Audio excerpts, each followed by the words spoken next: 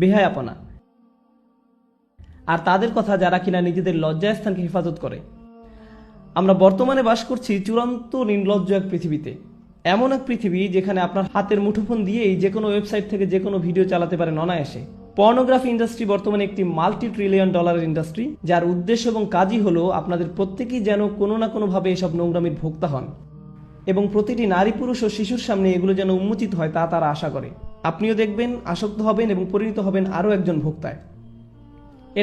এটাই হলো আমাদের সমাজকে দেওয়া পর্নোগ্রাফির উপহার। এটা তৈরি করছে অমানুষ, মানুষকে পরিণত করছে পশুতে, যৌন বিকারগ্রস্ত মানুষে। এবং আপনাদের মধ্যেই দুর্ভাগ্যক্রমে কারো কারো এই আসক্তি রয়েছে, এবং আপনারা এসব জঞ্জাল অনলাইনে দেখছেন। আপনারা দেখেন এবং নিজেদের বিভিন্ন মোবাইল ডিভাইসে এবং অ্যাপে সেভ করে রাখেন, এবং এই নিয়ে আপনাদের ভিতরে আর কোনো খারাপও লাগে না, কেননা আপনারা নিজেরাই মনে মনে নিজেদের জন্য এগুলোকে গ্রহণযোগ্য ধরে নিয়েছেন। হয়তো মাঝে মাঝে এ নিয়ে একটু অনুশোচনা হয়, কিন্তু আবারও আপনি ফিরে যান সেদিকে। আপনি ভাবছেন অন্তত আমি তো কারো ক্ষতি করছি না, অন্য কাউকে তো দেখাচ্ছি না, নিজেই দেখছি, এইটুকুই ঠিক আছে। কিন্তু জানেন আসলে কি হচ্ছে? ভেতরে ভেতরে আপনার আত্মা নিঃশেষ হয়ে যাচ্ছে, আপনার সালাত হয়ে গেছে অন্তঃসার শূন্য। সে সময় আপনি একটু চোখের পানি ফেলতে পারেন না, কেননা আপনার হৃদয়ে আল্লাহর ভয় এতটাই কমে গেছে। কারণ হলো ওই সমস্ত নোংরামি যা আপনি দেখে আসছেন তারই ফলাফল। এগুলো আপনাকে পরিণত করেছে একটা মানুষরূপী পশুতে, যার ফলে আপনি এখন আর স্বাভাবিকভাবে তাকাতেও পারেন না। যখন একজন নারী আপনার পাশ দিয়ে যায়, আপনি যেন দেখেন একটা মাংসপিণ্ড হেঁটে যাচ্ছে। আপনার দু চোখ সর্বদাই নিরীক্ষণ করে বেড়াচ্ছে প্রত্যেককে। সারাটাক্ষণ আপনি হা করে তাকিয়ে থাকেন, চেয়ে থাকেন, চোখ নামিয়ে নিতে আপনার রীতিমতো কষ্ট হয়। যখন আপনি সাবওয়েতে কিংবা ক্যাম্পাসে অথবা যখন কর্মক্ষেত্রে নয়তো রাস্তা দিয়ে হেঁটে যাচ্ছেন, আপনি পারছেন না নিজেকে সংযত রাখতে। হয়তো একটা বিলবোর্ডের দিকে তাকালেন, আপনি দ্বিতীয়বার তাকান, তৃতীয়বার তাকান। এমন একটা সুযোগ আপনি হাতছাড়া করেন না যা দিয়ে আপনার অন্তরটা কলুষিত হয়। আপনি পরিপূর্ণভাবে একজন আসক্ত ব্যক্তি। তারপর কিনা আপনি আমাকে বলেন, ভাই নামাজে মনোযোগ আনবো কিভাবে? আপনি কোন দুনিয়া বাস করছেন? কোন জগতে আছেন আপনি? ভাইয়েরা আমার, বিশেষ করে ভাইদেরকেই বলছি, জানি কিছু বোনেরও এই সমস্যা রয়েছে। এটা অত্যন্ত দুঃখজনক বাস্তবতা। এটা একটা যুদ্ধ, এবং এই যুদ্ধ যে কোনো সামরিক যুদ্ধের চেয়েও ভয়ঙ্কর। এটি সেই যুদ্ধ যা কিনা ধ্বংস করে দিচ্ছে আমাদের অন্তরকে। এই জিনিস আমাদের ঘর পর্যন্ত প্রবেশের পথ করে নিচ্ছে, রাস্তা বানিয়ে নিচ্ছে।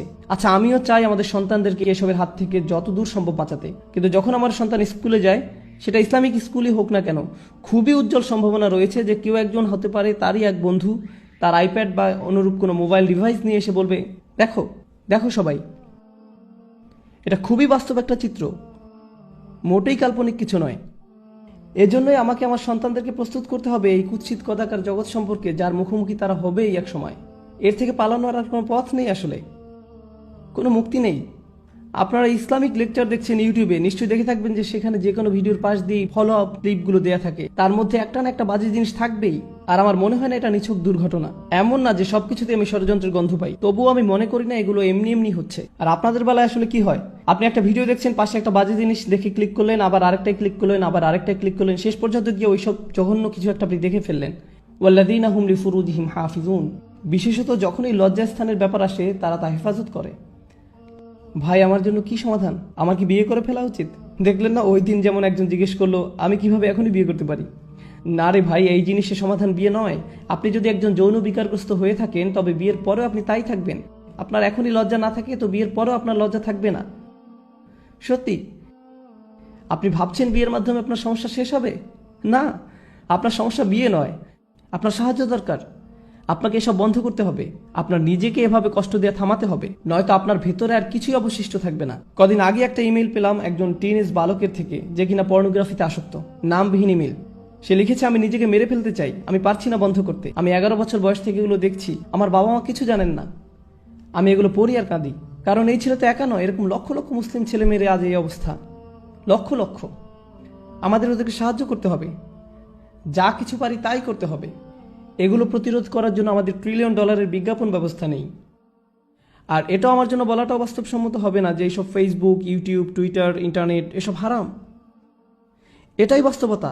এগুলো এখন অক্সিজেনের মতো একটা স্বাভাবিক ব্যাপার। আমরা শুধু যা করতে পারি তা হলো আমাদের তরুণদের সাথে এই বিষয়ে পরিপক্ক কথাবার্তা বলতে হবে, এবং তাদের শেখাতে হবে কিভাবে এইসব জিনিসকে মোকাবেলা করতে হয়, এগুলোর ফাঁদে না পড়ে। এখানে যারা প্রাপ্তবয়স্ক আছেন, ইন্ডিয়ান মুভি দেখা বন্ধ করুন ভাই। আপনি কেন এসব লেকচারে অংশগ্রহণ করছেন? কথা বলছেন সালাত নিয়ে, সালাতের গুরুত্ব নিয়ে, অথচ নিজেদের সংযম ধরে রাখতে পারছেন না। মা, মেয়ে, স্বামী, স্ত্রী, বোনেরা মিলে একসাথে যা ইচ্ছা দেখছেন, কি না দেখছেন। আল্লাহ, থামুন, বন্ধ করুন এসব, থামুন। ওয়াল্লাযীনা হুম লিফুরুজিহিম হাফিজুন, তারা তাদের লজ্জাস্থান হেফাজত করে। লজ্জাস্থানের হেফাজত করা মানেই যে ব্যভিচার জিনা না করা তা কিন্তু নয়। এর মানে সেই সকল জিনিস থেকে বিরত থাকা যা আমাদেরকে ওই প্রলোভনের দিকে ধাবিত করে। তারা লক্ষ্য করে, তারা রক্ষা করে, তারা জানে লজ্জাবোধ হুমকির মুখে পড়ে, তারা বোঝে কিসে তাদের দুর্বলতা এবং আকাঙ্ক্ষা চাহিদা সম্পর্কে। এই তীব্র আকাঙ্ক্ষা আসলে আল্লাহ আমাদের মধ্যে দিয়েছেন এবং সেটা আল্লাহ দিয়েছেন সঙ্গত কারণেই। তিনি এটা করেছেন আর সবার মধ্যে এই চাহিদা আছে, এটা বলতে আমার কোনো দলিল প্রয়োজন নেই। জানি আমি পুরুষ মানুষ যারা এখানে আছেন প্রতিদিন প্রতিনিয়তই আপনাদের সবাই এই চ্যালেঞ্জকে মোকাবিলা করছেন। বিশেষ করে এরকম একটা শহরে, অন্তত টেক্সাস আর একটু বেশি রক্ষণশীল, অনেক বেশি না কিছুটা বেশি। কিছু শহরে অন্তত এসব কুরুচিপূর্ণ বিলবোর্ড বা এ ধরনের জিনিস বসানোর অনুমোদন দেওয়া হয় না। আসলে তারা বিলবোর্ড টাঙানোর অনুমোদন দেয় না, কিন্তু সেটা হয়তো দ্রুতই বদলে যাবে, কেননা শেষ পর্যন্ত সাম্রাজ্যবাদেরই জয় হয়। কথা হচ্ছে আপনারা এমন এক শহরে বাস করেন যেখানে সবই আপনার সামনে উন্মুক্ত, কোনো কিছুই বাদ নেই, সব কিছু। আর আপনাদের রীতিমতো মরণ যুদ্ধ করতে হয় নিজেদের বাঁচানোর জন্য। এই অনুচ্ছেদটিতে এমনকি খুব বেশি বড় লক্ষ্য অর্জনের কথা বলা হয়নি, এখানে কেবল ন্যূনতম অংশটুকু এসেছে। আগেই বলেছি আপনাদের, তাই না? এগুলো হলো ন্যূনতম, যা না হলেই নয়। আমাদের ন্যূনতম কর্তব্য হলো যে আমাদের যাবতীয় নির্লজ্জতা, ব্যয়াপনা থেকে নিজেদের বাঁচিয়ে চলতে হবে, নিজেদের ভেতরে এই প্ররোচনার বিরুদ্ধে যুদ্ধ ঘোষণা করতে হবে। আর আমি জানি আপনাদের কেউ না কেউ আছেন যারা এসব বন্ধ করার চেষ্টা করছেন, তারপর আবার ফিরে গেছেন, আবারও চেষ্টা করছেন, আবার ফিরে গেছেন, বারবার ফেসে যাচ্ছেন এই চক্রান্তে। জানি আমি অনেকেরই এমনটি হচ্ছে। আপনারা যুদ্ধ করে যাচ্ছেন এর সাথে, তবে হাল ছেড়ে দিবেন না। আর সেজন্য যা প্রয়োজন করুন, কখনো একা থাকবেন না, সব সময় ভালো বন্ধুর সাথে থাকুন, লাইব্রেরি চলে যান আর সেখানে পড়াশোনা করুন। এমন কোথাও চলে যান যেখানে আপনার আশেপাশে আরও মানুষ থাকবে, কারণ আপনি যখনই একা থাকেন শয়তান আপনাকে একা পেয়ে বসে। আর আল্লাহর ভয় যদি আপনার মনে যথেষ্ট না থাকে, তবে অন্তত মানুষের ভয় যদি কাজ হয়, অন্তত নাই মামার চেয়ে তো কানা মামা ভালো। আপনারা জানেন এসব কথা অন্যখানে আমি আগেও বলেছি, বাবা মায়েদের আরও বলছি, যদি আপনার বাসায় কম্পিউটার থেকে থাকে দয়া করে সেটা ল্যাপটপ না হয়, বাসার ডেস্কটপ রাখুন, আর মনিটরটা যেন বড় হয়। আর এটা নিশ্চিত করবেন কম্পিউটারটা যেন রান্নাঘর কিংবা খাওয়ার ঘরে থাকে, বসার ঘর ব্যবস্থা করবেন না। বাচ্চাদের ঘরে তো নয়, এমনকি আপনাদের শোবার ঘরেও না, খাবার ঘরে কম্পিউটার রাখবেন, একদম সবাই দেখতে পাচ্ছে এমন দিকে মুখ করে। তুমি হোমওয়ার্ক করতে চাচ্ছ, করো, মনিটর এদিক ওদিক ঘোরাতে পারবে না, সবার মুখের সামনেই থাকবে। এভাবেই আপনাকে করতে হবে, বুঝলেন? এভাবেই আমাদের সাবধানতা অবলম্বন করতে হবে। আপনার 11 বছর বাচ্চাকে স্মার্টফোন দিবেন না, কি ভাবছেন আপনি? ব্যাপারটা মোটেও স্মার্ট নয়। বাচ্চাদের আপনারা স্মার্টফোন দিবেন না। আমি কেন এমন দেখি যে ইসলামিক স্কুলে ক্লাস 2 বা 5 এর বাচ্চার হাতে আইফোন 5। আমার নিজেরও আইফোন 5 নেই, আর তাদের কিনা আছে, কিসের জন্য? আপনারা জানেন এগুলো কত ভয়ঙ্কর হতে পারে? ইল্লা আলা আজওয়াজিহিম আও মা মালাকাত আইমানিহুম ফাইন্নাহুম গায়রু মালুমিন। আর তাদের স্বামী স্ত্রী ব্যতীত, তাদের অধিকারভুক্ত দাসী ব্যতীত, সেক্ষেত্রে সংযত না হলে দোষের কিছু নেই। আল্লাহ বলছেন আমাদের এসব আকাঙ্ক্ষা রয়েছে এবং আমরা সেগুলো সম্পাদন করতে পারবো, পূরণ করতে পারবো, কিন্তু শুধুমাত্র আমাদের বৈধ স্বামী স্ত্রীর মাধ্যমে। কিন্তু এর বাইরে আমরা কোনো কিছুই করতে পারবো না। আরেকটা ব্যাপার, যখন মানুষ ওই সমস্ত জঘন্য জিনিসে আসক্ত হয়, অবিরতভাবে ওইসব নিয়ে পড়ে থাকে এবং অতিরিক্ত বেশি পরিমাণে সেসবের সংস্পর্শে থাকে, তাদের দাম্পত্য জীবন হয় দুর্বিষহ। ভোগ সুখ নিয়ে তাদের নিজেদের ভেতরে এক ধরনের অলীক এবং অবাস্তব ধারণা গড়ে ওঠে এবং তখন তারা নিজেদের স্বামী স্ত্রীর কাছ থেকে সেই সুখ খুঁজে পায় না। ঘরে ঘরে এগুলো নিয়ে অনেক বড় ফিতনা তৈরি হয়, পরিবার ধ্বংস হয়ে যায়, মুসলিম পরিবার। এগুলোই বর্তমান সমাজে আমাদের হচ্ছে। আল্লাহ তাদের সম্পর্কে বলেন যারা সালাত প্রতিষ্ঠা করে।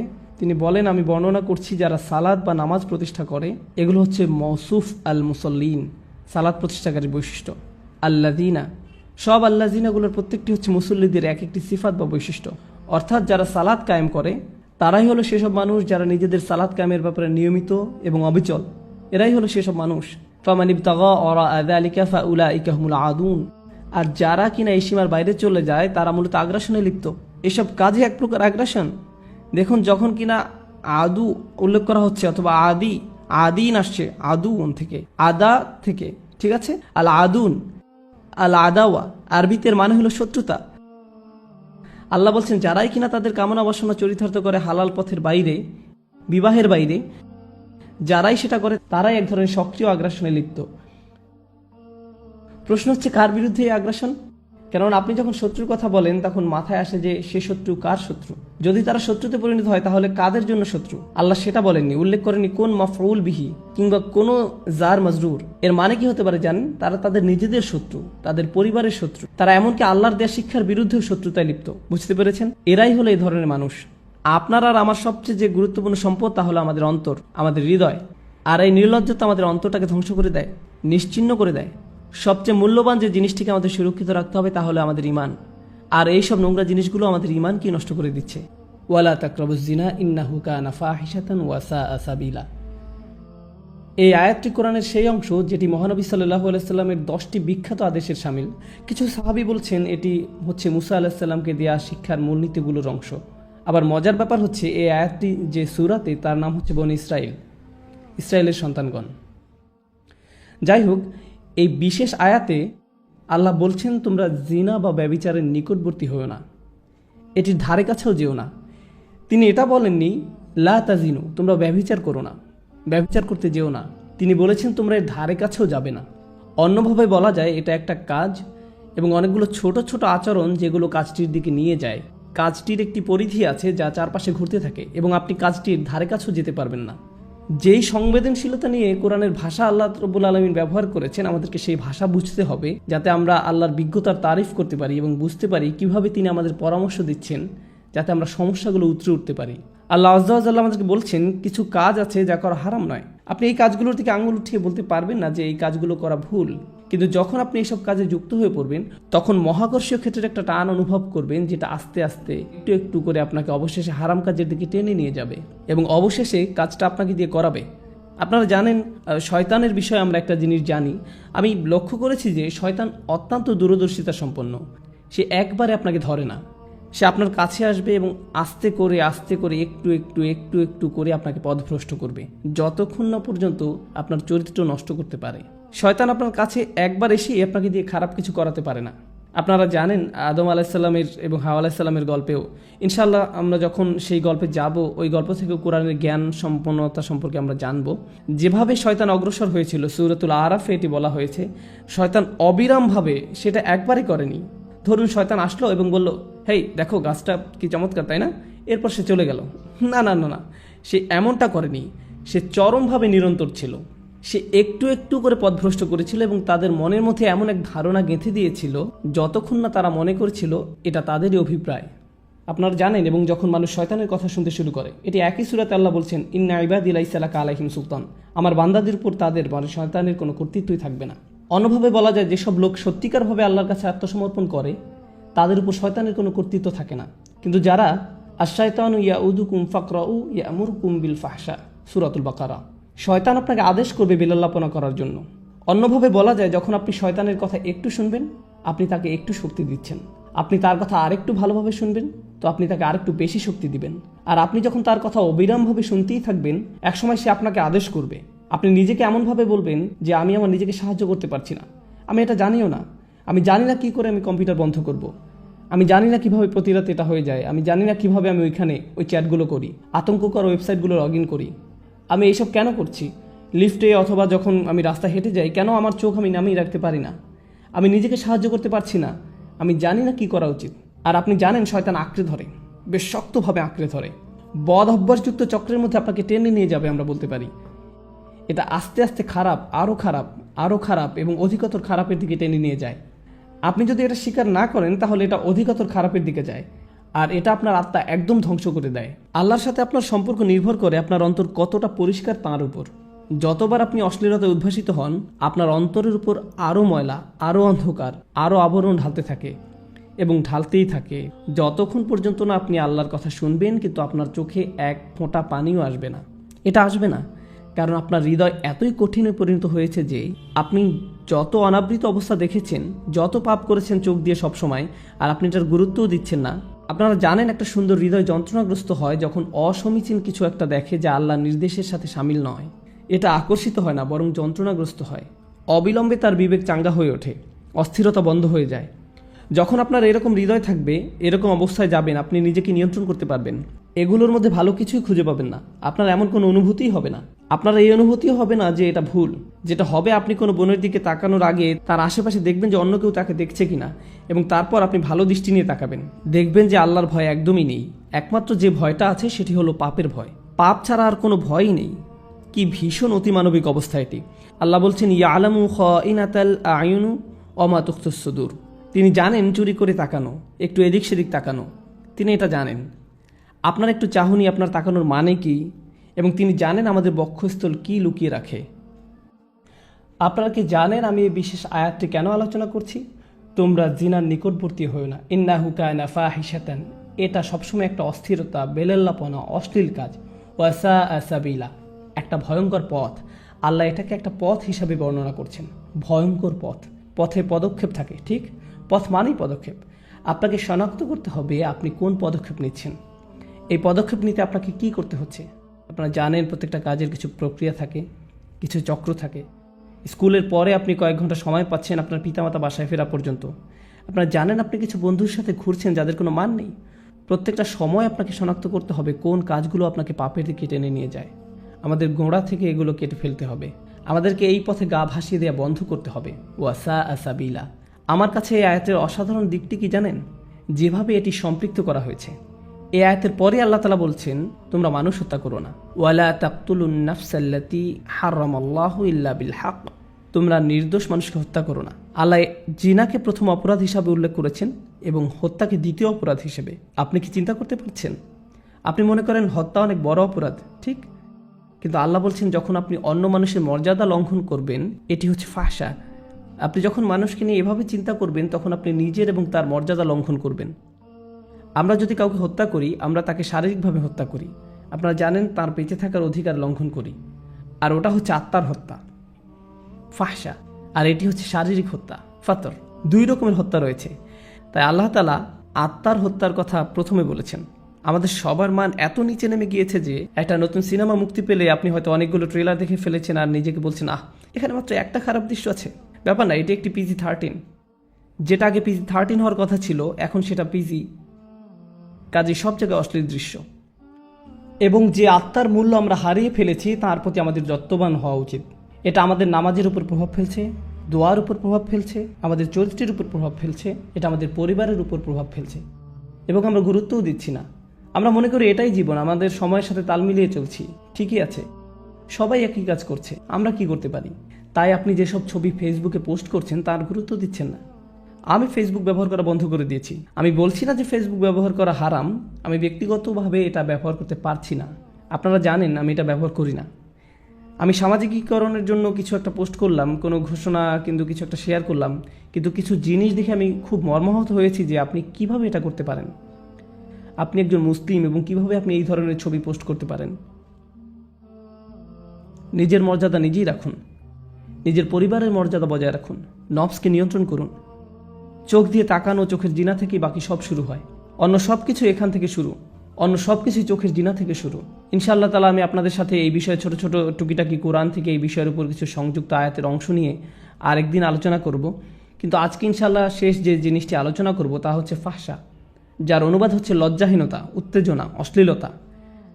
আরবি ভাষার কিছু নিয়ম আছে যেগুলো একই রকমের, ওয়াহাস এবং ফাহাস। ওয়াহাস মানে হচ্ছে বন্যপ্রাণী, ফাহাস মানে হচ্ছে যে বন্যপ্রাণীর মতো আচরণ করে। লজ্জাহীনতা এমন একটি আচরণ হিসাবে বর্ণনা করা হয়েছে যেটি বন্যপ্রাণীর আচরণের মতো। আল্লাহ মানবকুলকে মর্যাদাবান করেছেন। আদম আলাহিসাল্লামের উপর যে শাস্তি দেওয়া হয়েছিল সেটা হলো তার জামা কাপড় খুলে ফেলা হয়েছিল। আমাদের আদি পিতামাতার জামা কাপড় খুলে ফেলা হয়েছিল। এটা আল্লাহর পক্ষ থেকে একটা শাস্তি ছিল এবং অবিলম্বে তারা বুঝতে পেরেছিলেন যে তাদের উচিত নিজেদের ঢেকে রাখা। তারা সমাজ থেকে নিজেদের ঢাকার শিক্ষা পাননি, সমাজ তাদেরকে লজ্জাহীনতার শিক্ষা দেয়নি। আপনারা জানেন আজকাল আমাদের নৃতত্ত্ববিদরা আপনাদেরকে শেখাবে যে আপনারা জানেন সমাজ আমাদেরকে জামা কাপড় দিয়েছে। এটা একটা সামাজিক যৌক্তিকতা যে আমরা ইতিহাস থেকে জামা কাপড় পরা এবং নিজেদের ঢেকে রাখার শিক্ষা পেয়েছি, কিন্তু প্রকৃতিগতভাবে আমাদের বন্যপ্রাণীর মতো থাকার কথা ছিল। আদম আলাহিসাল্লাম সমাজ থেকে কিছু শেখেননি, তাকে আল্লাহ বিবেক দিয়েছিলেন এবং যখন তার কাপড় খুলে ফেলা হয়েছিল তিনি প্রকৃতিগতভাবেই তাড়াতাড়ি নিজেকে ঢাকার চেষ্টা করেছিলেন। আমাদের আদি পিতামাতা নিজেকে ঢাকার চেষ্টা করেছিলেন। আমাদের এমন মানুষ হওয়া উচিত যেন আমরা আমাদের নিজেদের ঢেকে রাখতে পারি এবং অন্যদের দিকে না তাকিয়ে অন্যদের মর্যাদা দিতে পারি। যদিও তারা নিজেদের মর্যাদা নিজেরা রাখতে না পারে, তবুও আমাদেরকেই তাদের মর্যাদা দেওয়া উচিত, কারণ ওরাও আল্লাহর সৃষ্টি। এবং আমাদের নিজেদের প্রতি সম্মিলিতভাবে মানবকুলের প্রতি বেশি সম্মান বোধ থাকতে হবে, তাদের দিকে না তাকিয়ে যেভাবে এক বন্যপ্রাণী অন্য প্রাণীর দিকে তাকায়। আল্লাহ আজ্জাল্লাহ আমাদের আধ্যাত্মিকতা বৃদ্ধি করে দিন। চলতি আত্মিক সমস্যা যা আমাদেরকে চোখ নিচে নামিয়ে রাখতে দেয় না তা থেকে সুস্থ রাখুন এবং আল্লাহ আমাদেরকে অসৎ সঙ্গ, ওই অবস্থা, ওই সব কাজে সম্পৃক্ততা যেগুলো আমাদেরকে ভয়ঙ্কর ভয়ঙ্কর পথের দিকে টেনে নিয়ে যায় তা থেকে বিরত রাখুন। আল্লাহ আজ্জাল্লাহ আমাদের শুদ্ধ সুস্থ আধ্যাত্মিক জীবনের পথ পরিষ্কার করে দেন এবং সহজ করে দিন। বারাকাল্লাহু লি ওয়া লাকুম। আসসালামু আলাইকুম কোরআন উইকলি। আসসালামু আলাইকুম কোরআন উইকলি। নবী করিম সাল্লাল্লাহু আলাইহি সাল্লাম আমাদেরকে বলেছেন, যে লোক অন্যকে ভালো কাজের দিকে নির্দেশ দেয় সেও ওই ভালো কাজের সওয়াব পাবে। আমাকে অনুগ্রহ করুন এবং আপনাদের সবাইকে অনুগ্রহ করুন, এই ভিডিও থেকে যদি ভালো কিছু পেয়ে থাকেন তাহলে ভালোটা শেয়ার করুন, বন্ধু এবং পরিবারের সাথে শেয়ার করুন, সওয়াব পান। এটি অত্যন্ত সুন্দর একটি প্রকল্প। আমি সত্যিকার অর্থেই কোরআন উইকলি সফলভাবে চালানোর জন্য সবাইকে তারিফ করছি। আমি দোয়া করছি যাতে আল্লাহ তাদেরকে আরও বেশি বেশি করে রহমত দান করেন, তারা আরও ভালো ভালো কাজ করুক। আল্লাহ বলছেন, যারা মানুষের প্রতি কৃতজ্ঞতা জানায় তারা আল্লাহর প্রতি কৃতজ্ঞতা জানায়। আল্লাহ মানুষকে সৃষ্টি করেছেন কষ্ট সহ্য করার জন্য, এবং তিনি মানুষকে সৃষ্টি করেছেন ভারী বোঝা বহন করার জন্য। লাকাদ খালাকনাল ইনসানা ফি কাবাদ। আমরা অবশ্যই মানুষকে সৃষ্টি করেছি ভারী বোঝা বহনের জন্য এবং কঠোর পরিশ্রমের জন্য। মানসিকভাবে আপনি লড়াই করছেন, শারীরিকভাবে আপনি সহ্য করছেন, আপনি লড়াই করছেন। হতে পারে আপনি স্বাস্থ্যের জন্য লড়াই করছেন, আর্থিকভাবে লড়াই করছেন, মানুষের কারণে লড়াই করছেন। এই জীবন আল্লাহ এটি নকশা করেছেন কঠিন করে। কখনো হয়তো আপনি অন্যের দিকে তাকান এবং আপনি বলেন, আমার চেয়ে তাদের জীবন অনেক সহজ, কিন্তু আপনি জানেন না আল্লাহ তাদের আসলে কি অসুবিধা দিয়েছেন। এটি আপনার কাছে অদৃশ্য। প্রত্যেকেরই সমস্যা আছে, প্রত্যেকেরই চ্যালেঞ্জ আছে। আপনি উদাহরণস্বরূপ চিন্তা করতে পারেন যে ফেরাউনের বিশাল রাজত্ব ছিল, সাম্রাজ্য ছিল, সে সময়ের বিশ্বের বৃহত্তম সেনাবাহিনী ছিল, সমস্ত সম্পদ যা একজন মানুষ চাইতে পারে, সমস্ত শক্তি যা একজন মানুষ চাইতে পারে, সমস্ত স্ট্যাটাস যা একজন চাইতে পারে, তার সব আছে। তাহলে কিভাবে তার সব কিছু আছে আর মুমিনদের কাছে কিছুই নেই? অথচ আল্লাহ তার সম্পর্কে বর্ণনা করেছেন যে সে ভয়ঙ্কর আতঙ্কিত অবস্থায় বাস করত। অনুরিয়া ফিরাউনা ওয়া হামানা ওয়া জুনুদাহুমা মিনহুম মা কানু ইয়াহযারুন। তারা ভয়ের মধ্যে বাস করত। সে রাতে বিভিন্ন দুঃস্বপ্ন দেখত। সে কোনো কিছুতেই শান্তি পেত না। কখনো কখনো মানুষের কাছে বস্তুগত জিনিস থাকে, কিন্তু তাদের মনে শান্তি নেই। কখনো কখনো মানুষের শারীরিক সুস্বাস্থ্য থাকে, তবে তাদের মানসিক স্বাস্থ্য ভালো থাকে না, তাদের মানসিক শান্তি নেই। সুতরাং সমস্ত মানুষকে আসলে সংগ্রামের মধ্য দিয়ে যেতে হয়, এবং এটি বিশ্বাসী এবং অবিশ্বাসী সবার ক্ষেত্রেই প্রযোজ্য। সুতরাং প্রথম যে জিনিসটি আমি আপনাদের সকলের কাছে পৌঁছাতে চাই এবং একই সাথে নিজেকেও মনে করিয়ে দিতে চাই, তা হলো আমরা বিশ্বাসী, কিন্তু এর অর্থ এই নয় যে তার ফলে আমাদের সমস্যাগুলো অদৃশ্য হয়ে যাবে।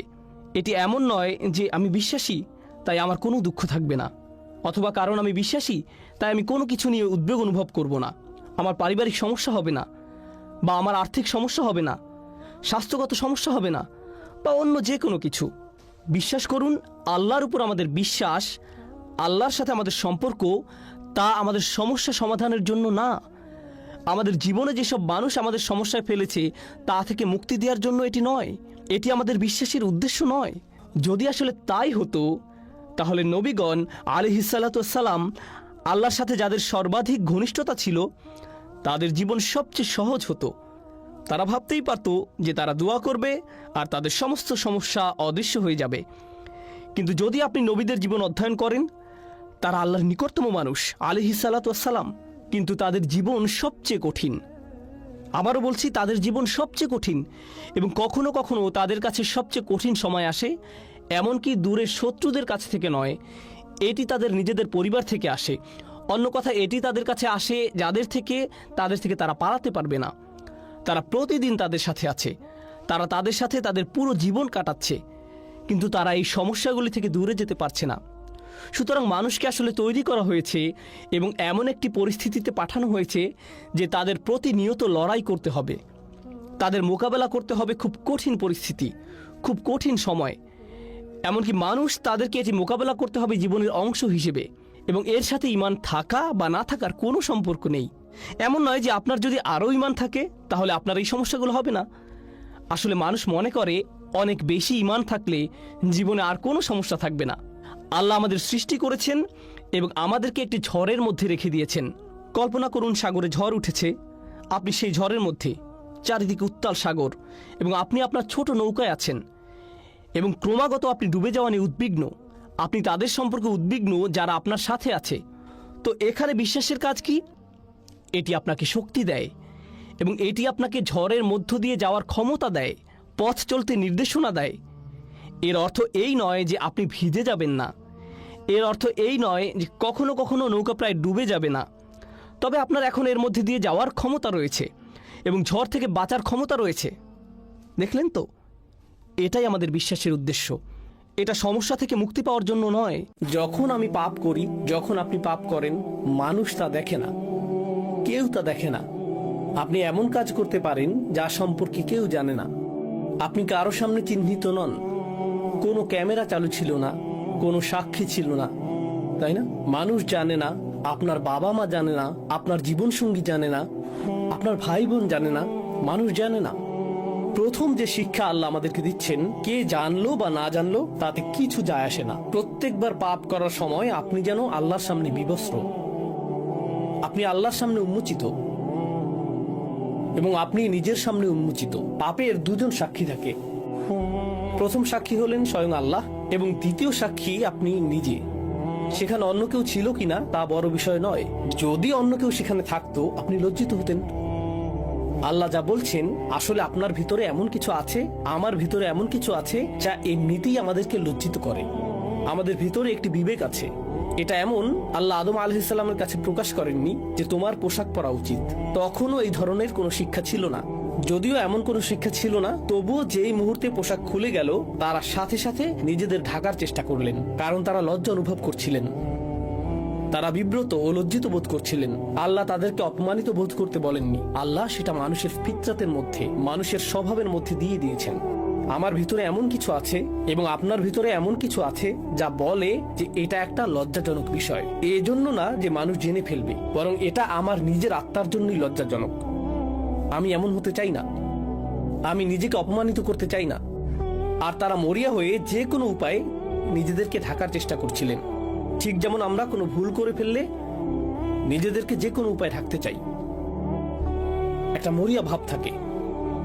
এটা শুধুমাত্র মানুষের চোখের আড়ালে নিজেদের ঢাকা নয়, নিজেকে ঢাকার আরো একটি মাত্রা রয়েছে। আর তা হলো, যখন আমি কোনো ভুল করি তা স্বীকার করা আমার জন্য কঠিন। আমি ভান করতে চাই যে আমি বিবস্ত্র নই। নিজেকে রক্ষা করার জন্য, নিজেকে ঢাকার জন্য আমি সম্ভাব্য সব কিছুই করি। আপনি হয়তো এমন মানুষ চিনেন যাদের কাছে গিয়ে যদি বলেন আপনি কি কখনো ভুল করেছেন, তারা বলে না, আমি কখনো ভুল করিনি। আপনি কিসের কথা বলছেন? আমার একমাত্র ভুল ছিল আপনার কথা শোনা। তারা স্বীকার করে না যে তারা ভুল করে, তারা স্বীকার করে না যে তারা ভুল। অনেক ক্ষেত্রে আপনার পরিবারেই এমন মানুষ থাকে। আর যখন একজন মানুষের জন্য স্বীকার করা কঠিন হয় যে আমি আমার জীবনে কখনো ভুল কিছু বলিনি, তারা নিজের কাছেও তা স্বীকার করতে পারে না। জানেন এটা কি? তারা নিজেদেরকে ঢাকতে মরিয়া। তারা নিজেদেরকে একটি নেতিবাচক রূপে দেখাটা মেনে নিতে পারে না। তাই তাদের ভান করতে হয় যে কখনো কোনো ভুল হয়নি। তারা ঢাকতে থাকে এবং ঢাকতে থাকে। তাই এখন সেই অবস্থা থেকে আল্লাহ বর্ণনা করছেন, فعصى آدم ربه। এটা অনুবাদ করা কঠিন, কারণ নবীদের প্রতি আমাদের ইসমাত রয়েছে, নবীদের জন্য আমাদের সম্মান ও মর্যাদা রয়েছে। কিন্তু আল্লাহ যা বলার তাই বলেন, তাই না? والله يقول الحق وهو يهدي السبيل। আল্লাহ সত্য বলেন এবং তিনি সত্য প্রকাশে রাখ ঢাক করেন না। আয়াতটির আক্ষরিক অর্থ হলো আদম আলাইহিস সালাম তার রবের অবাধ্য হয়েছিলেন। আয়াতটি এটাই বলছে। فعصى آدم ربه فعصى آدم ربه। এখন এই ইসিয়ানের বিষয়টি, যেটিকে আমরা অবাধ্যতা হিসেবে অনুবাদ করছি, তা আসলে আসা বিশেষ্য থেকে এসেছে। আসা অর্থ লাঠি বা ছড়ি, যেমন মুসা আলাইহিস সালামের আসা, তাই না? আর আসার ধারণাটি হলো সুলভ, কোনো কিছু কঠিন হওয়ার ধারণা, কোনো শক্ত জিনিস। পাপের ধারণাটি হলো আমার এবং আপনার হৃদয় স্বাভাবিকভাবেই কোমল হওয়ার কথা। এটা আল্লাহর স্মরণে পরিপূর্ণ থাকার কথা। আল্লাহ এভাবেই আমাদেরকে তৈরি করেছেন। আর যখন কোনো পাপ সংঘটিত হয় এবং তা উন্মোচিত হয়, সাথে সাথেই হৃদয় বলে তোমার ভুল ঢেকে ফেলো, তোমার ভুল ঢেকে ফেলো, প্রতিক্রিয়া দেখাও। তাই যে মুহূর্তে আমি পাপ করতে যাচ্ছি, সেই মুহূর্তে ক্ষণিকের জন্য আমার হৃদয় কঠিন হয়ে যায়, শক্ত হয়ে যায়। আর আমি নিজেকে বলি, আমি জানি এটা ভুল, কিন্তু এটা আমি করবই, আমি পরোয়া করি না। এটা নিয়ে ভাবা বন্ধ করো, শুধু এগিয়ে যাও, শুধু সামনে চলো। এবং আপনি আপনার ভেতরের ভালোটিকে স্তব্ধ করে রাখেন এবং নিজের বিরুদ্ধে কঠোরতা দেখান। পাপ কাজে লিপ্ত হতে আপনি নিজের বিরুদ্ধে কঠোর হয়ে ওঠেন, ঠিক সেই মুহূর্তে, স্থায়ীভাবে নয়, অন্তত সেই মুহূর্তে। তারপর আল্লাহ শুধু এই পর্যন্ত বলে ছেড়ে দেননি যে আদম তার অবাধ্য হয়েছিলেন, তারপর তিনি তওবা করেছিলেন এবং আল্লাহ তাকে ক্ষমা করেছিলেন। আমরা ঘটনাটি জানি, কিন্তু আল্লাহ আরো একটি শব্দ যোগ করেছেন। তিনি বলেছেন, فغوى فغوى وعصى آدم ربه فغوى তারপর। ثم اجتباه ربه فتاب عليه وهدى। তো গওয়া শব্দটি এখানে কি করছে? গওয়া শব্দটির সহজ অনুবাদ হলো তিনি পথ হারিয়েছিলেন বা পথ ভ্রষ্ট হয়েছিলেন, কিন্তু আরবিতে গাই অর্থ হলো ضل عن المطلوب। যখন একজন ব্যক্তি তার পথ হারিয়ে ফেলে, তার কোথাও যাওয়ার কথা ছিল কিন্তু সে অন্য পথে চলে গিয়েছে। আদম আলাইহিসসালাম যখন সেই ভুলটি করেন, তিনি এক মুহূর্তের জন্য অনুভব করেন, এখন আমি কি করব, আমার কি করা উচিত। প্রসঙ্গত তিনি প্রথম মানুষ এবং কোনো মানুষের দ্বারা সংঘটিত এটাই প্রথম ভুল। আল্লাহ তখনও নাজিল করেননি যে ভুল করলে ইস্তেগফার করো, তাওবা করো, ভুল করলে আল্লাহর দিকে ফিরে এসো, ভুল করলে এই জিকির করো। যখন তুমি ভুল করো এর পুনরাবৃত্তি করো না, আল্লাহর কাছে প্রতিজ্ঞা করো তুমি আর ভুলটি পুনরাবৃত্তি করবে না। যখন তুমি ভুল করবে শুধু মনে রাখবে আল্লাহ আল গফুর আর রহিম, চিন্তা করো না। এর কোনো কিছুই তখনও নাজিল হয়নি, তিনি এর কিছুই জানেন না। আমরা জানি যে আল্লাহ এই বিষয়গুলো নাজিল করেছেন, কিন্তু তার কোনো ধারণাই নেই। তিনি শুধু এটুকুই জানেন যে তিনি জান্নাতে প্রবেশের আগে ইবলিসকে দেখেছিলেন, তিনি পুরো ঘটনাটি দেখেছিলেন। তিনি দেখেছিলেন আল্লাহ হুমকি দিচ্ছেন, আদমের সন্তানদের মধ্যে যারা ইবলিসের অনুসরণ করবে আমি তাদের দিয়ে জাহান্নাম পূর্ণ করব। তিনি শুধু এটুকুই জানেন, তিনি আর কিছু জানেন না। তারপর তিনি শুধু এটুকুই জানেন যে আল্লাহ তাকে জান্নাতে রাখার সময় বলেছেন, এই গাছের কাছেও যেও না, শয়তানের অনুসরণ করো না, আর যদি তুমি তা করো তাহলে তুমি ব্যর্থ এবং পথভ্রষ্ট হবে। তিনি শুধু এটুকুই জানেন। তাই যেই মুহূর্তে তিনি পাপ করেছিলেন, তিনি জানতেন না আল্লাহ তাকে কিভাবে দেখবেন। আমি কি একজন ব্যর্থ মানুষ? আমার অবস্থান কি এখন ইবলিসের মতোই? আমি কি প্রত্যাখ্যাত? আমি কি পুরোপুরি ব্যর্থ হয়েছি? আমি কি জীবনে ব্যর্থ? এখান থেকে ফেরার কি কোনো পথ নেই? আল্লাহ কি আমার সাথে আর কখনো কথা বলবেন? গোটা জান্নাত আমার কাছে ছিল, শুধু একটি গাছ থেকে দূরে থাকার কথা ছিল, আর আমি সেই একটি গাছ থেকেই দূরে থাকতে পারলাম না। এটা তো কঠিন নির্দেশনাও ছিল না। আমি কিভাবে এই ফাঁদে পড়লাম? আমি নিজের সাথে এটা কিভাবে করতে পারলাম? তিনি নিজের উপর রাগান্বিত। তিনি জানেন না নিজের সাথে কি করবেন। যেখানে থাকার কথা ছিল তিনি সেখান থেকে হারিয়ে গেছেন। আমার কোথায় যাওয়ার কথা?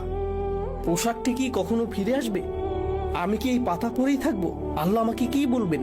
এখানে উদ্বেগ রয়েছে, ভয় রয়েছে, রয়েছে আত্মবিচার, রয়েছে লজ্জা, রয়েছে অপরাধবোধ, রয়েছে অনুশোচনা। আল্লাহ আমাদের শেখাচ্ছেন, কারণ সেই পাপটি আপনাদের প্রত্যেকের জন্য, আমার নিজের জন্য এবং আমার পরিবারের প্রত্যেক সদস্যের জন্য। প্রত্যেকবার পাপ করার সময় একটি শিক্ষা হওয়া উচিত। এখন আমি কি করব? আমার কি করার কথা? আল্লাহ এখন আমাকে কিভাবে দেখবেন? আমি তো ভালো ছিলাম, আল্লাহ আমাকে সম্মান দিয়েছেন, আল্লাহ আমাকে ইসলাম দিয়েছেন, আল্লাহ আমাকে হজ করার সামর্থ্য দিয়েছেন, আল্লাহ আমাকে উমরা করার সামর্থ্য দিয়েছেন। আমি কিভাবে এই ভুল করলাম? আদম আলাইহিসসালামের কথা ভাবুন। আল্লাহ আমাকে এত সম্মান দিয়েছেন, সমস্ত ফেরেশতারা সিজদা করেছিল, আল্লাহ আমাকে জান্নাতে একটি স্থান দিয়েছেন, আল্লাহ আমাকে আমার জীবন সঙ্গী দিয়েছেন, আল্লাহ আমাকে এই সমস্ত রিজিক দিয়েছেন। আমি কিভাবে আল্লাহর অবাধ্য হলাম? আমি কিভাবে তা করতে পারলাম? এটাই গাই। গাই শব্দটির আরেকটি অর্থ হলো فصد عن العيش عليه العيش। আল ফাসাদ আলাইহিল আইশ। এর অর্থ কোনো ব্যক্তি আর স্বস্তিপূর্ণ জীবনযাপন করছে না। তার পাপ শুধু পাপেই সীমাবদ্ধ নয়, সে আর নিজের সাথেই থাকতে পারছে না। সে গভীর অস্বস্তির মধ্যে রয়েছে, সে স্বস্তি খুঁজে পাচ্ছে না। প্রকৃতপক্ষে গাই শব্দটি এক্ষেত্রেও ব্যবহৃত হয় যখন শিশুকে দুধ দেওয়া হয় এবং কখনো কখনো তার পেট গ্যাসে পূর্ণ ও শক্ত হয়ে যায় এবং সে ব্যথায় কাঁপতে শুরু করে, কারণ সে ঠিকমতো দুধ হজম করতে পারছে না। আর যখন আপনার পেটের সমস্যার কারণে গ্যাস বা ডায়রিয়া বা বমি হয়, অর্থাৎ গ্যাস্ট্রোনমিক্যাল সমস্যা হয়, সেটাকেও আসলে বিগওয়াত বলা হয়। আমরা যদি ভুলে যাই আমরা এই পৃথিবীতে এসেছি একটি সীমিত সময়ের জন্য, এখানে চাকরি পাওয়া আমাদের মূল উদ্দেশ্য নয়, টাকা কামাই করা আমাদের উদ্দেশ্য নয়, এই পৃথিবীতে বাড়ির মালিক হওয়া আমাদের উদ্দেশ্য নয়, কারণ একদিন আমরা এর সব কিছু ছেড়ে চলে যাব। এই দুনিয়াতে আমাদের উদ্দেশ্য হলো ভালো কিছু করা, আমাদের নিজেদের জন্য ভালো কিছু করা এবং এমন ভালো কিছু পেছনে রেখে যাওয়া যা আমাদের মৃত্যুর পরও কাজে লাগবে। এই উদ্দেশ্যে আমাদের এই দুনিয়াতে রাখা হয়েছে। এই ব্যাপারটা যদি আপনার মাথায় থাকে, তাহলে আপনার শিক্ষা যদি আপনাকে ভালো কিছু করার দিকে নিয়ে যায়, আপনার বাড়ি যদি আপনাকে ভালো কিছু করতে সাহায্য করে, আপনার গাড়ি আপনাকে ভালো কিছু করার দিকে নিয়ে যায়, তাহলে এগুলোর একটি উদ্দেশ্য আছে। এগুলো নিজে উদ্দেশ্য নয়, কিন্তু শয়তান এগুলোকেই আপনার উদ্দেশ্য বানিয়ে ফেলতে চায়। ভাই, আমার লক্ষ্য হলো অমুক অমুক মডেলের গাড়ির মালিক হওয়া, আমি বুঝে গেছি এটাই আমার লক্ষ্য। এটা আসলে কোনো লক্ষ্য নয়, এটা একটা বস্তুগত জিনিস মাত্র। আর এই জিনিসটি শেষ হতে শুধু একটি অ্যাক্সিডেন্টই যথেষ্ট। যে বাড়িটি নিয়ে আপনি এত বেশি মগ্ন হয়ে আছেন, শুধু একটি ভূমিকম্প এটি ধ্বংস করে দেওয়ার জন্য যথেষ্ট। একবার আগুন লাগলেই শেষ। এই জিনিসগুলো আর এমন কি, এগুলো আসে আর যায়। দুআফাত তালিবু আল মাতলুব। শয়তান এভাবে আমাদের মনকে এসব তুচ্ছ বিষয়ে নিমজ্জিত করে রাখে। এর ফলে আমরা ভুলে যাই যে আল্লাহ আমাদেরকে বৃহত্তর উদ্দেশ্য নিয়ে সৃষ্টি করেছেন, কিন্তু সে আমাদের সামনের দিকে থেকে আক্রমণ করে ক্ষুদ্র বিষয়ে আচ্ছন্ন করে রাখে। ফলে আমরা আমাদের সৃষ্টির উদ্দেশ্যের কথা ভুলে যাই। শয়তানের সামনের দিক থেকে আক্রমণ করা নিয়ে সর্বশেষ যে কথাটি বলতে চাই, আপনাদের অনেকের কপালে হয়তো সামনে অনেক টাকা আছে, আবার কারো কারোর জন্য জীবন হয়তো অনেক বড় বড় চ্যালেঞ্জ অপেক্ষা করছে, আল্লাহ জানেন। কারো কারো জীবন হয়তো অনেক সুখ অপেক্ষা করছে, আল্লাহ জানেন, আমরা জানি না। কিন্তু একটা বিষয় আমরা সবাই জানি, সবারই সময় রয়েছে। কারো হয়তো কয়েক সেকেন্ড, কারো হয়তো কয়েক বছর, কারো হয়তো কয়েক দশক সময় হাতে আছে। কিন্তু একটা ব্যাপারে আমরা নিশ্চিত যে আমাদের সবারই হাতে সময় আছে। শয়তান যখন আপনাকে সম্মুখ ভাগ থেকে আক্রমণ করে, সে চায় আপনি যেন আপনার সময়কে কোনো মর্যাদা না দেন। সে চায় ভালো কাজ করার সময় আসলে আপনি যেন এভাবে ভাবেন যে আরে ভাই, আমার হাতে এখন অনেক সময় আছে, ভালো কাজ করার জন্য এত তাড়াহুড়ার কি আছে। কিন্তু যদি প্রবৃত্তির কোনো কামনা চরিতার্থ করতে হয়, তাহলে সাথে সাথে করতে হবে। প্রতিবার নামাজের সময় আপনার সাথে ঠিক এমনটাই ঘটে। জোহরের সময় যখন আসে, মসজিদ থেকে আজানের শব্দ ভেসে আসে, আপনার ঘড়ির অ্যালার্ম বেজে ওঠে, মোবাইলের অ্যাপ থেকে আজানের শব্দ শোনা যায়, আপনি তখন কি করেন? পজ বাটন টাচ করেন। নিজেকে এভাবে বলেন, মাত্র তো আজান দিল, নামাজের এখনো অনেক বাকি আছে। আর ভিডিও গেম খেলতে হলে এখনই, সিনেমা নাটক দেখতে হলে এখনই, কিন্তু নামাজ পড়তে হলে সময় বাকি আছে, এখনো অনেক সময় বাকি আছে। ভার্সিটিতে ক্লাসের ফাঁকে যদি আপনি কিছুটা সময় পেয়ে থাকেন, ব্যাগে কোরআন আছে, তখন ইচ্ছা করলে ব্যাগ খুলে কোরআন পড়তে পারেন। পরে, এখন না, আমি তো পড়বো কিন্তু এখন না। কিন্তু যে কোনো তুচ্ছ, অর্থহীন, বাজে কাজ ফেসবুক বা ইনস্টাগ্রামে স্ক্রল করতে করতে কখন যে 30-40 মিনিট পার করে দেন টেরই পান না। এমনকি ক্লাসের জন্য কখনো কখনো দেরি হয়ে যায়। অর্থহীন কাজের জন্য ঠিকই সময় বের করে নিলেন, এর কারণ হলো শয়তান চায় আপনি যেন আপনার সময়কে কোনো মূল্য না দেন। সে চায় আপনি যেন আপনার মূল্যবান সময়কে অর্থহীন কাজে ব্যয় করে নষ্ট করে ফেলেন। এভাবে আপনার সময় নষ্ট করার মাধ্যমে সে আপনার ভবিষ্যৎ ধ্বংস করে দেয়। তারপর যখন জীবনের একটা পর্যায়ে এসে পেছনে ফিরে দেখেন, তখন ভাবেন, ভাই, আমি জীবনে কত সময় যে অযথা কাজে ব্যয় করে নষ্ট করেছি। এরপর জীবন নিয়ে হতাশ হয়ে পড়েন। এই খেলাটাই শয়তান আমাদের সাথে খেলে। এভাবে শয়তান বিভিন্ন কৌশলে সামনের দিক থেকে আমাদের আক্রমণ করে। আমি আল্লাহর কাছে দোয়া করছি, আল্লাহ যেন আমাদেরকে এইসব আক্রমণ থেকে সতর্ক থাকার তৌফিক দান করেন, এবং আল্লাহ আজ্জা ওয়া জাল্লা কখনো যেন আমাদের সেসব লোকদের অন্তর্ভুক্ত না করেন যারা বাস্তবতাকে তার প্রকৃত রূপে চিনতে ব্যর্থ হয়। রাসূলুল্লাহ সাল্লাল্লাহু আলাইহি সাল্লাম বলছেন, ও আল্লাহ, আমি চাই আপনি আমাকে বাস্তব বিষয়সমূহ আসলেই যেমন তেমন ভাবেই দেখান। এটা আমার শেষ উপদেশ। কিভাবে আমরা শয়তানের এই আক্রমণগুলো মোকাবেলা করব? প্রথমে এগুলো শনাক্ত করতে হবে, তারপর আমাকে আপনাকে ক্রমাগত বাস্তব বিষয়গুলোর প্রকৃত রূপ খতিয়ে দেখতে হবে। আমাদের মোবাইলের অ্যাপগুলো চালাতে গেলে আমরা শুধু ইউজার ইন্টারফেস যেমন গ্রাফিক্স, মেনু ইত্যাদি দেখতে পারি, কিন্তু এগুলো আসলে প্রকৃত অ্যাপ নয়। এর পেছনে সোর্স কোড আছে, আপনি সেই কোড দেখতে পান না, আপনি শুধু ফ্রন্ট এন্ড দেখতে পান। ঠিক তেমনি বাস্তব জগতে যা কিছু দেখতে পান তা শুধু উপরের অংশ দেখতে পান, শুধু কভার দেখতে পান, কিন্তু এর পেছনে অন্য আরেক বাস্তবতা রয়েছে, এর পেছনে ইঞ্জিন রয়েছে। সমস্যা হলো আমরা কোনো কিছুর বাহ্যিক রূপ দেখে এর মূল্যায়ন করি, এর পেছনে যা আছে সেটাই যে আসলে মূল্যবান আমরা তা জানার চেষ্টাও করি না। কোরআন এই কাজটাই করে। কোরআন শুধু এই দুইটি চোখ দিয়ে দেখতে বলে না, এখানেও আরো এক সেট চোখ রয়েছে। লাহুম আ'য়ুনুন লা ইউবসিরুনা বিহা, তাদের চোখ রয়েছে কিন্তু তা দ্বারা তারা দেখে না, অর্থাৎ তারা আসল রূপ দেখে না, তারা শুধু বাহ্যিক ব্যাপারটা দেখে। আমাদেরকে অন্তর্চক্ষু দিয়ে তাকাতে হবে যা প্রকৃত রূপ দেখতে পারে।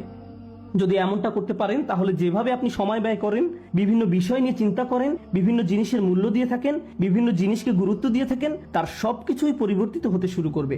কারণ দিন শেষে আল্লাহর সাথে সাক্ষাৎ করার পূর্বে আমাদের হাতে জীবনের যে অংশটুকু বাকি আছে তার মূল ব্যাপার হলো ইউনাব্বাউল ইনসানু ইয়াউমাইযিন বিমা কদ্দামা ওয়া আখার। কিয়ামতের দিন মানুষকে জিজ্ঞাসা করা হবে কোনটাকে তুমি প্রাথমিক পর্যায়ে গুরুত্ব দিয়েছো আর কোন ব্যাপারটাকে দ্বিতীয় পর্যায়ভুক্ত মনে করেছো। সবকিছুর মূল কথা এটাই, আমি আপনি যত সিদ্ধান্ত নিয়েছি তাতে কোনটাকে প্রায়োরিটি দিয়েছি আর কোনটাকে ফেলে রেখেছি। আর শয়তান এখানেই ঝামেলা তৈরি করতে চায়। সে আমাদেরকে ভুল ব্যাপারে অগ্রাধিকার দিতে প্ররোচিত করে। সে চাইবে আমরা যেন সত্যিকারের গুরুত্বপূর্ণ কাজটা ফেলে রাখি। আমরা দোয়া করি আল্লাহ যেন আমাদেরকে সেসব মানুষের অন্তর্ভুক্ত করেন যারা কাজের ক্ষেত্রে সঠিক অগ্রাধিকার নিশ্চিত করতে পারে এবং শয়তানের কুমন্ত্রণা যেন আমাদেরকে আমাদের উদ্দেশ্য থেকে বিচ্যুত করে না দেয়। বারাকাল্লাহু লি ওয়া লাকুম ফিল কুরআনিল হাকিম।